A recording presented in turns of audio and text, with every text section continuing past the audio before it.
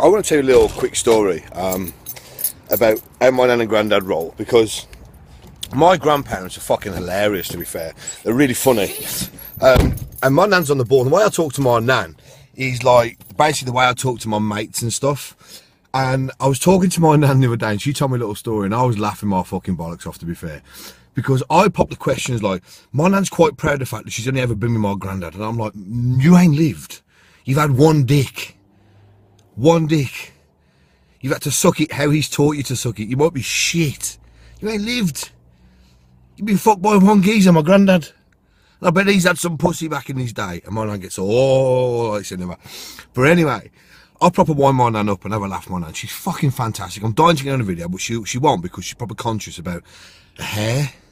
My nan's really conscious about her hair because it flaps to the side and stuff. And she's like, oh no, Wayne, you can't put me on one of them videos, bloody hell, all over Facebook.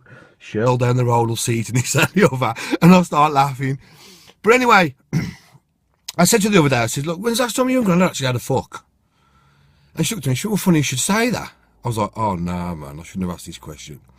I said, why, what's the matter? She said, well, last week, she said, we both went up to bed.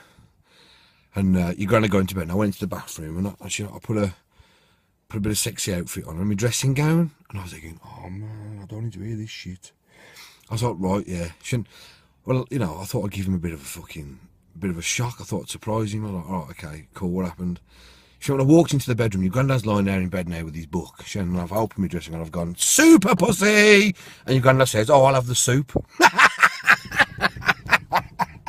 Oh, I love this shit, man. I could do this all fucking day.